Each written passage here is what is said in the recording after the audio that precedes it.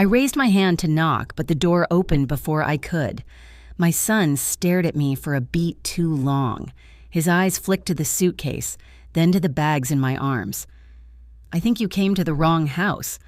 I laughed once. It came out thin. "It's me." He didn't move.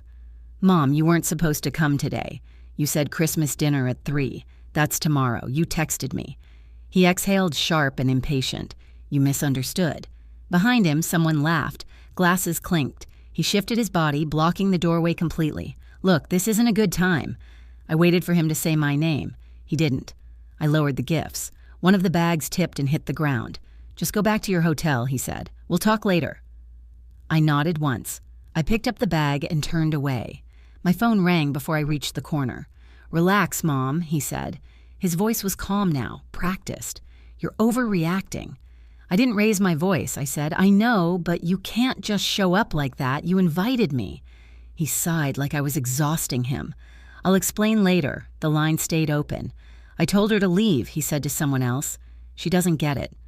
A pause. A muffled response. "Money doesn't buy her a place here." He said she needs to learn that. Silence. Then the call ended. That night, I sat on the edge of the hotel bed and opened my banking app. The transfers were already scheduled, already approved, already expected. I canceled them. Everyone. I set the phone down and lay back. I slept without waking once. In the morning, my screen was full. 25 missed calls, messages stacked on top of each other. "Mom, the transfer didn't go through. This isn't funny. Call me now." Not one asked where I was. Not one asked if I was okay. I put the phone face down and stood up. I didn't become useful overnight. It happened slowly, the way habits form when no one is paying attention. After my husband died, my son called every day for a while. "Are you eating?" he asked. "I'm fine," I said. "You don't sound fine." I learned how to sound fine. When the calls became weekly, then monthly, the requests filled the space instead. "Mom, the timing is bad this month. How much do you need?" "I'll pay you back." "You don't have to." I never said I was helping. I just helped. When his first job didn't cover the rent, I sent money. When daycare costs surprised them, I sent money. When the car broke down, when the interest rate went up, when something always went wrong, I sent money. No speeches, no reminders. I didn't ask what they'd cut back on. I didn't ask why the emergency kept repeating. "Did you get it?" he'd text. "Yes. Thanks, Mom." Later, the thanks shortened, received. I told myself that meant trust. My daughter learned faster. "Can you send it early this month?" she asked once. "I can," I said. "Great, I knew you would." I didn't correct her. At holidays, they talked logistics. "We're busy this year. We'll see. Maybe next time," but the transfers never paused. I didn't pause them either. I told myself this was what mothers did. We filled gaps. We smoothed edges.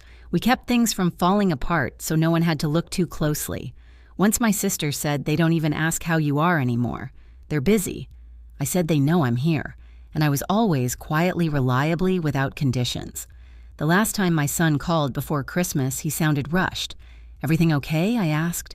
"Yeah, just juggling things. I can help." I know that was when I should have noticed the shift. The way help had stopped being something offered and become something assumed.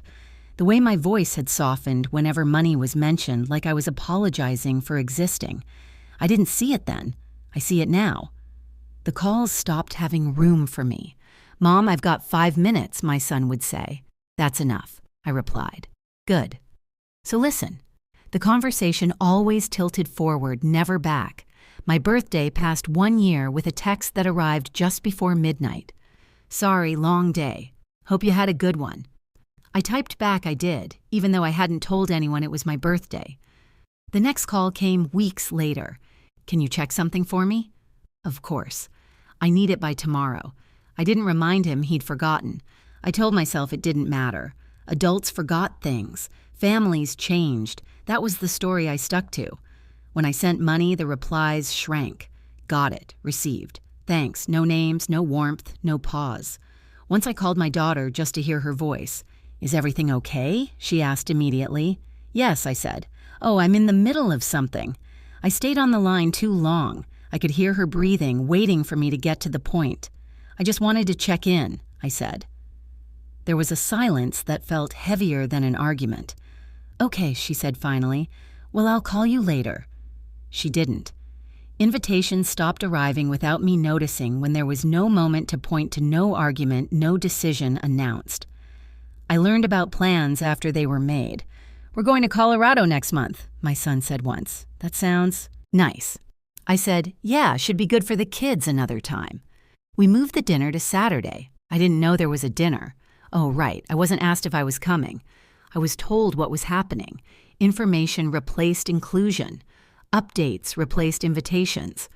At some point, I stopped packing a bag in my closet just in case. I stopped clearing my calendar for holidays that never filled. I waited for calls that only came when something was needed. I told myself this was normal.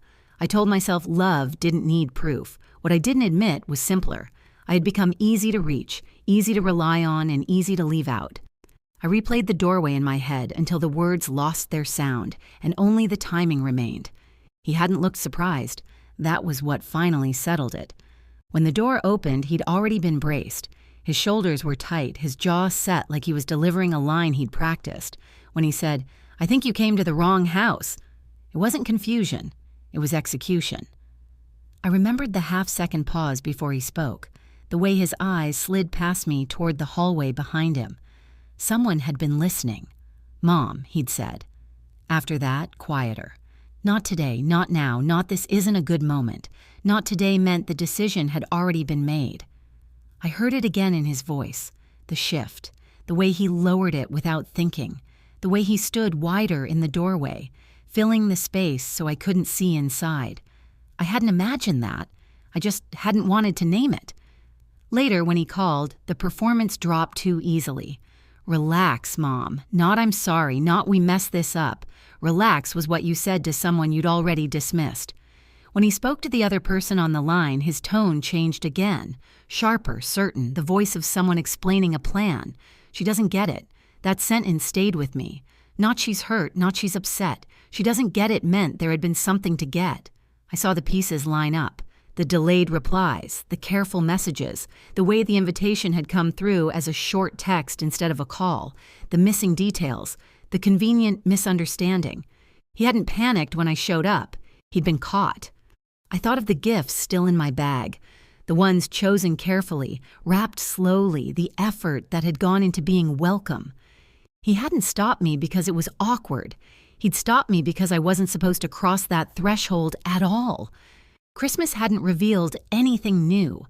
It had only confirmed what had already been decided somewhere else, in a room I wasn't allowed to enter by people who knew exactly where I stood.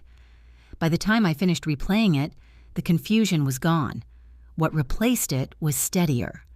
Clarity doesn't arrive loudly. It arrives when there's nothing left to explain away. The room was quiet enough that my own breathing sounded intrusive. I sat on the edge of the bed and opened my phone. The screen lit my hands. They shook once, then stilled. The banking app loaded. There it was. The list I knew by heart. My son's account, my daughter's account, the notes I'd written years ago and never changed. Monthly support. I tapped my son's name. A prompt appeared. Cancel recurring transfer. I hesitated long enough to hear his voice in my head. "Relax, Mom." The way he'd said it. Calm, final. "Yes," I said aloud as if someone needed to hear it. I confirmed. My daughter's account came next. The amount was different, but the expectation was the same. I remembered her last message. "Can you send it early this month?" "I can." I knew you would. I pressed cancel again. The app asked me to verify. I verified. It asked me to confirm. I confirmed. One by one, the scheduled transfers disappeared. My phone buzzed immediately. A notification from the bank, then another. Each one marked complete. Each one irreversible. I waited for something to happen inside me. For the panic, for the guilt, for the rush of second thoughts. Nothing came. I lay back and stared at the ceiling. My chest felt open, not tight. My hands stopped shaking. The quiet didn't feel empty, it felt finished. I checked my phone once more. No messages, no calls. I set it face down on the nightstand and turned off the light. Sleep came quickly. deep and uninterrupted. No dreams, no rehearsed conversations, no justifications. When I woke in the early morning, my eyes were dry. That was what frightened me. I sat up slowly as if the movement might bring the tears late, like a delayed reaction. It didn't. I picked up my phone. The screen was dark, still silent. For the first time in years, there was nothing waiting for me to fix, nothing to smooth over, nothing to send.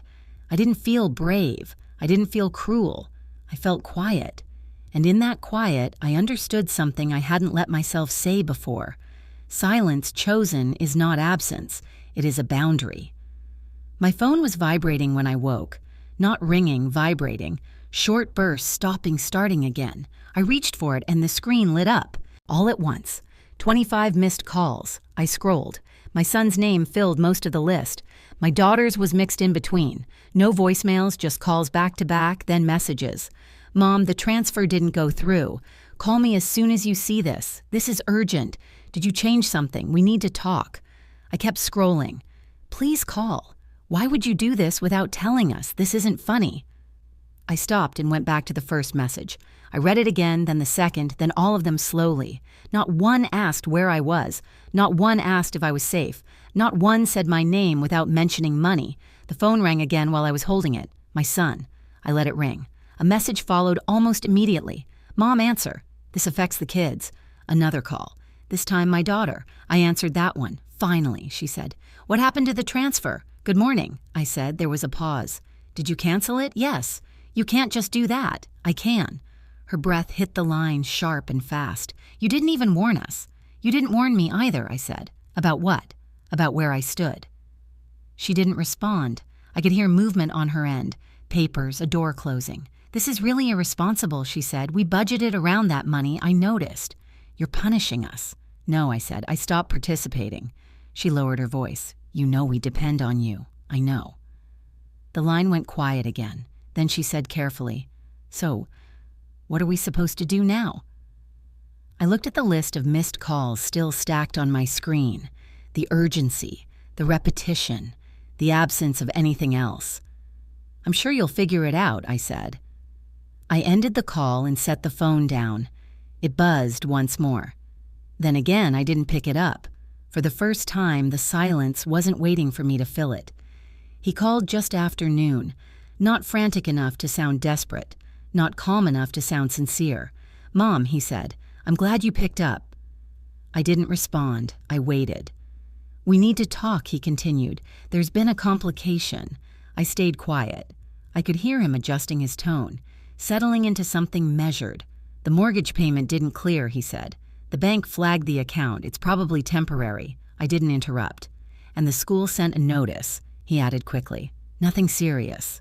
Just timing. Still nothing from me. He cleared his throat. We're not asking for anything permanent. Just a bridge until things stabilize. I could hear papers shifting on his end, a keyboard, someone else in the room breathing too quietly. You know, I wouldn't call if it wasn't important, he said. I said, you called yesterday. That was different. How? Silence stretched. Then he pressed on. The kids don't need to feel this. He said they shouldn't have to worry. I agree, I said. Relief slipped into his voice. Good. So, you understand? I understand that you're worried, I said. I understand that things feel urgent, and I understand that you didn't say my name once before you asked for help. He let out a breath. Mom, this isn't the time for that. There was time for it before I said. His voice tightened. You're making this personal. It always was. We're talking about responsibilities, he said. About family. You didn't sound like family when you told me I didn't belong. That was taken out of context. It was said clearly. He paused, then tried again. We can fix this. What does fix mean to you? Get through the month, he said. Reset. Go back to normal. I pictured the normal. He meant the quiet expectations, the transfers without conversation. That won't be happening. I said, you're really doing this. He said, now I'm doing it because it's now, I said. His voice dropped. So you're just going to let us fall? I said, I'm letting you stand. He didn't reply. The line stayed open, heavy with everything he hadn't said. I waited. He hung up first. He called again that evening. This time his voice was tighter, stripped of patience. "We need clarity," he said. "Are you helping us or not?" I said nothing. "Mom," he continued slower now, "this doesn't have to be dramatic." I let the silence stretch long enough for him to hear himself. "You're punishing us," he said, "all because of one misunderstanding." I spoke once carefully. "You told me money doesn't buy a place. I believed you." He inhaled sharply. "That's not what I meant. It's what you said. You're twisting it. I'm accepting it." He tried a different angle. "We can set rules, call more, visit more. We'll make it work.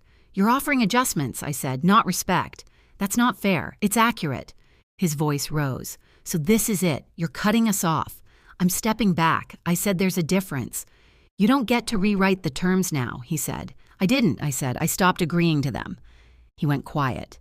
When he spoke again, his voice was lower, controlled. "You're being cold. I'm being clear. This hurts the kids. I'm not discussing money through them." "So what do you want?" he asked, frustration breaking through. "I want nothing," I said. "That's the point." Another pause. Then anger. "You think you're better than us now. I think I'm finished negotiating my worth." He exhaled hard. "You'll regret this. I regret explaining myself for so long." I said the line went dead. I didn't replay the conversation afterward. I didn't rehearse better answers. I didn't feel the urge to call back and soften it. For the first time, my boundaries didn't require defending. They simply existed. I didn't hear it from them. That was the first thing that surprised me. It was my sister who mentioned it carefully, like she was testing the temperature of the room. "They moved," she said. "Where?" I asked. "A smaller place," she replied, "closer to his work." She waited for a reaction. I gave her none. Later, a neighbor mentioned seeing my son on weekends.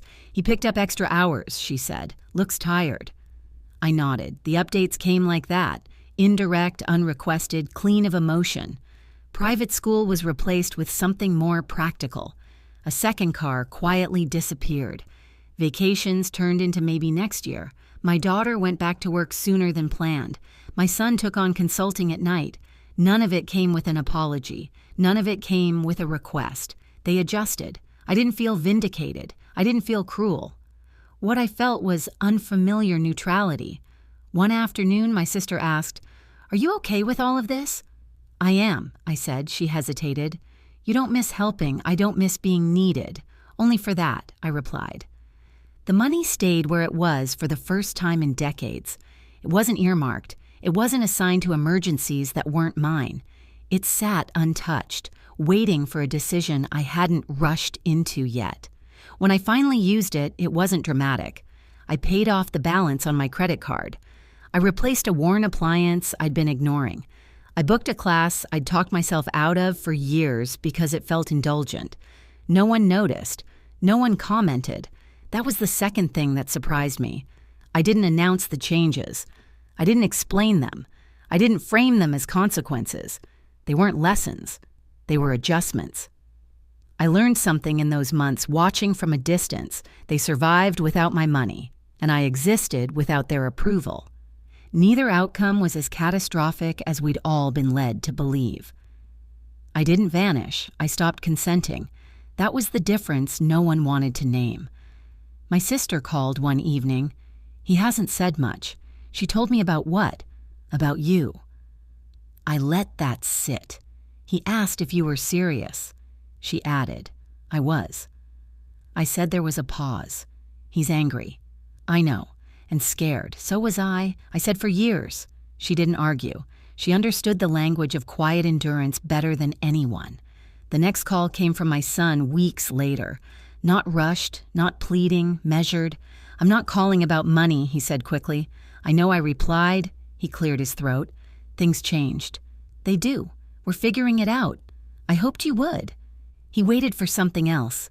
An offer, a softening, a way back into the old arrangement. I didn't give him one. "I didn't mean to make you feel like you didn't belong," he said. "I know what you meant," I said. "That's why this stayed." Another silence. He had learned finally that quiet didn't mean weakness. "So this is how it is now," he said. "This is how it's honest," I replied. When the call ended, I didn't feel hollow. I felt intact. The money stayed untouched by their needs. The time stayed my own. I made choices without rehearsing how to justify them. I said no without preparing apologies. I said yes without asking permission. Once I caught myself hesitating before committing to something small out of habit, I smiled and went through with it anyway. The place I kept was not a house or a seat or a role I had to earn. It was the space inside me that no longer bent to be useful.